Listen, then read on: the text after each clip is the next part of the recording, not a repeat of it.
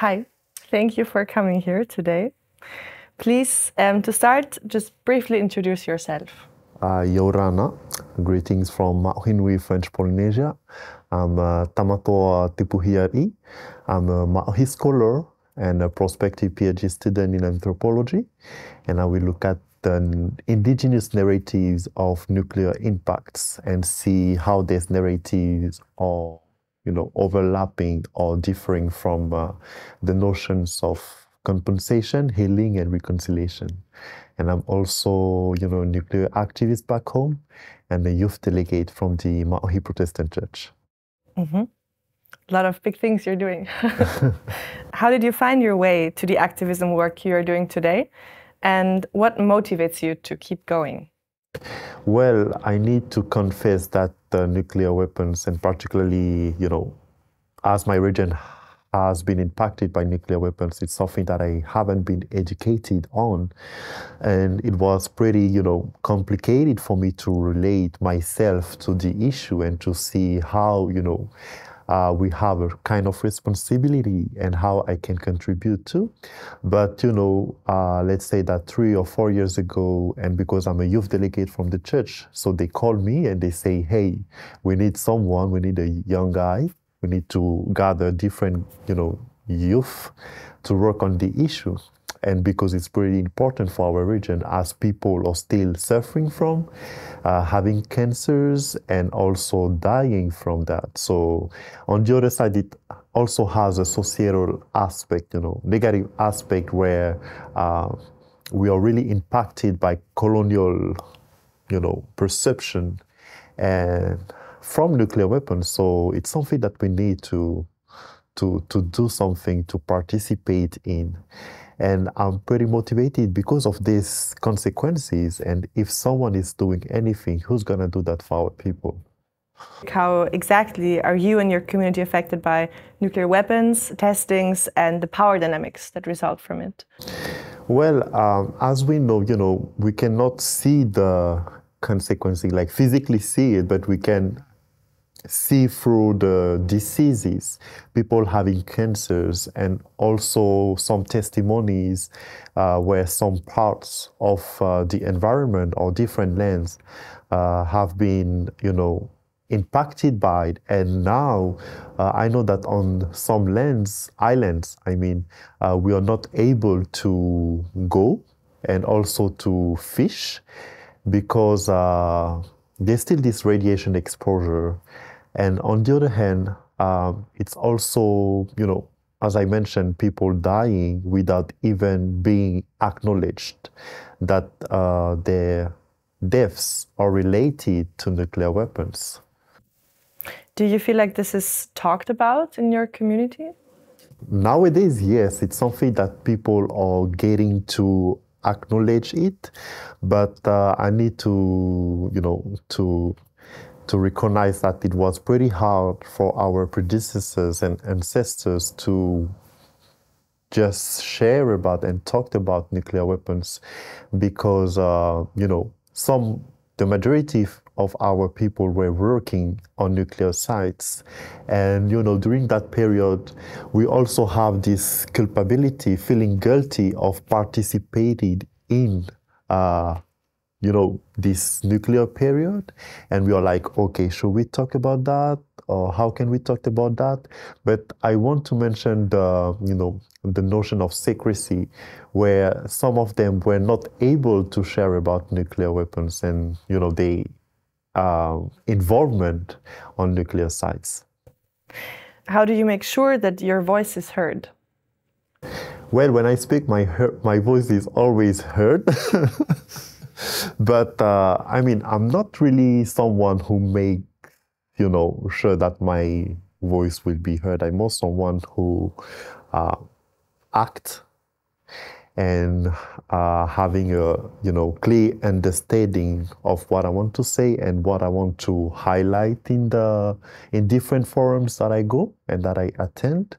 So I think this is the priority for me to, expressing myself by having a clear understanding of why we are here in this forum. And what solutions can we bring to the table to help our community back home? What do you think needs to happen that there are more spaces like this for affected people as well as young people to be heard? I will say we need justice first, on the broad, perception of the issue, but on the other hand, we need to collaborate together. When it comes to international issues, we need to recognize that we are not alone. We are all together in this space to help each other, to learn from each other, and particularly youth, because I noticed from the ICANN Youth Summit in Hiroshima in April this year that many youth people were involved in the issue of nuclear weapons. So how can we evolve together as a group, as a young generation who will be the present and the future to help our respective communities? So what does the TPNW mean to you, being here? I'll say first that as nuclear weapons is a global issue, so TPNW remains as the first and main solutions, global solutions, regarding the issue that we are facing. So it's pretty important for us in this sense and particularly the Article 6 and 7, where they bring more solution assistance to the victims of nuclear weapons. So it's pretty important for us. And thanks to Jean-Marie Collin from ICANN France or Hinamwe Ura, who supported the TPNW in our local assembly. So this is a real and huge impact for our society and for the future generations. You already mentioned the future generations. So where do you see the role, or maybe how does it have to change for future generations of activists? I might repeat myself, but I will say first this aspect of collaboration and particularly integrity. There's activism, but there's also politics in activism, right?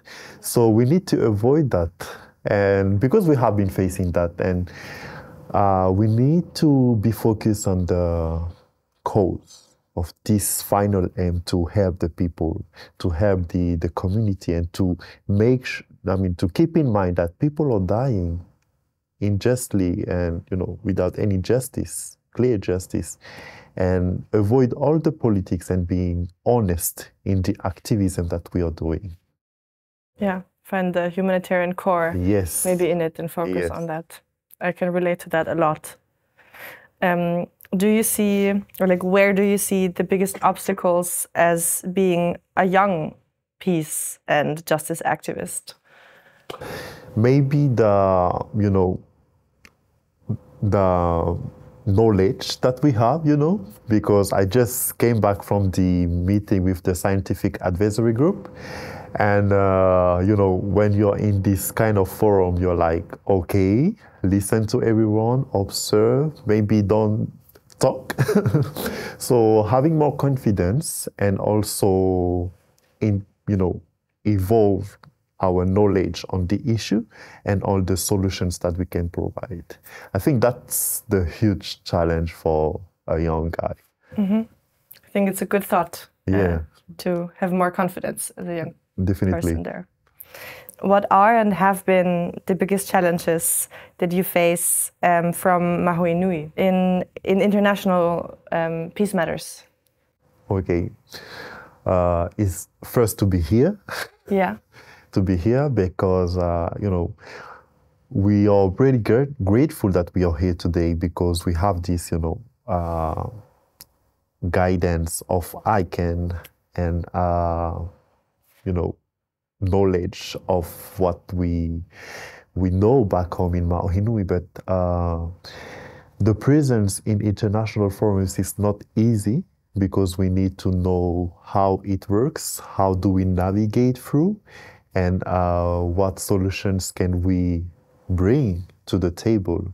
Not only expressing out the issue, because everyone knows that we are all affected, right? But what steps or what other solutions, extra solutions can we suggest to make it happen and to, having a community sense of community solutions for everyone. Mm-hmm. So this is one of the huge challenge that I faced here. Mm-hmm. And do you think that here at the second MSP, with hearing from a lot of affected voices, a lot of indigenous voices, this gives you hope? Is there still space for improvement? Yeah, I think there's still, being here and having all the different indigenous people, activists, is definitely a symbol of hope. But as Hinamwe Ura and I recently wrote in an article for the second MSP, we say that how it will be that, over time, we recognize that TPNW displays the solutions for our people, but when our people will get access to the solutions provided by the TPNW. So I think the presence of being here, yes, but when, the question of time to get access to these solutions provided by TPNW. I think as a young person, you're confronted with so many crises at the same time. Why do you think it is important to tackle these issues together? Together as a group, together as a community of young people, you mean?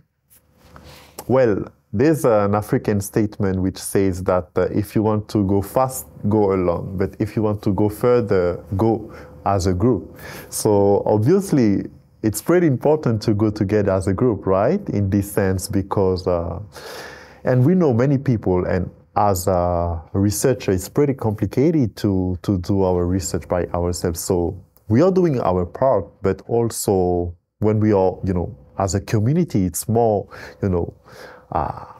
impactful, and it gives hope, it gives, strength to keep doing what I'm doing, to keep doing what we are doing. And I remember that when we were in Hiroshima, one of the youth activists was like, I'm pretty happy to be here because I didn't expect doing, nuclear stuff. And working on nuclear weapons is definitely not easy. Mm-hmm. And sometimes we are like, oh, are we really, okay or crazy to study or to active, to be this advocacy on nuclear weapons? So it also helps us. This also helps us to, to tell yourself that yes, it's okay, you're on the right path, and we can bring something to the table. We can do our part as an individual. Mm-hmm. With this big legacy of very strong peace advocates and human rights activists in your history, what gives you hope to continue this work in the future? I'll say that if we don't have hope, it's pretty complicated to envision ourselves, right? So, having faith and believing in something better, or only believing that you're not alone, it's something that gives me hope in doing this work, this advocacy. And I will also, mention that as Pacific people, we are not self-made, we are community-made. So we are never alone, actually, because our ancestors are here and our community is also here with us. We have the support of our community. So even sometimes we feel like alone, or, just throw away into the big ocean and trying to swim by ourselves, we truly believe that we are not alone. Our ancestors are here and they give us strength to move forward and to do our part. And I think I'm repeating do our part because we need to, to be aware that we cannot, we can also contribute. And even if it doesn't work or we won't see the final outcomes of our advocacy, we make sure that the next generation will take the lead, right?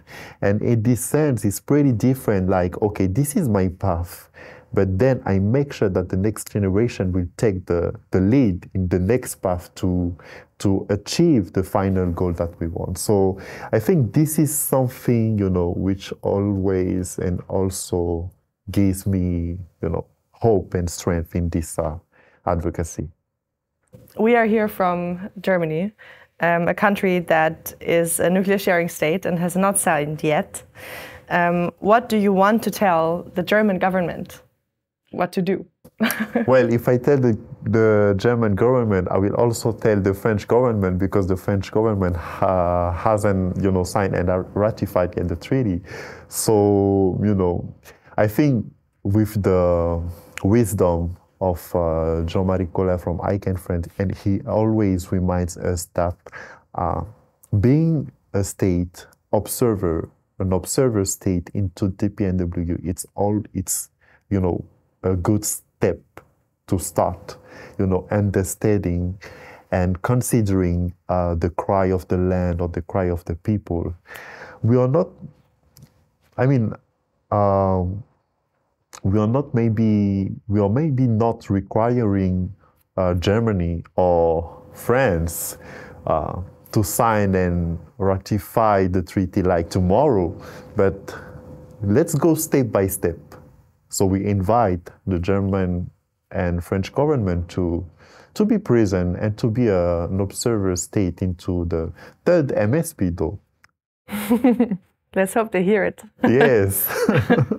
Do you have final words for maybe more the civil society of countries that have not signed yet? How could they advocate? Yeah, keep advocating, keep speaking truth, and keep being truth with yourselves and with the advocacy work that we are doing, wherever we are, because it's pretty important, you know, and sometimes we might be lost or might be, you know, disconnected of the reality.